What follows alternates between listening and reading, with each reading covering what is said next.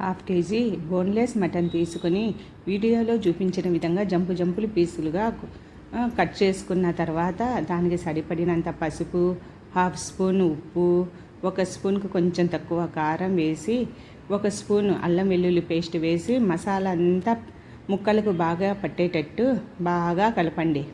కలిపిన తర్వాత ఒక కడ్డీనైనా వైర్నైనా లేదా పురిగోస దారం ఏదో ఒకటి తీసుకొని దానికి పురిగోస ఎక్కించుకొని సూదిలో వీడియోలో చూపించినట్లు సూదికి గుచ్చుకోవాలి. ముక్కలన్నిటినీ గుచ్చుకొని 2 రోజులు ఎండలో ఆరబెట్టినాక చిన్న ముక్కలుగా కోసుకొని మళ్ళీ 2 రోజులు ఎండలో ఆరబెట్టి ఆ తర్వాత స్టోర్ చేసుకుంటే 6 నెలల వరకు ఉంటుంది.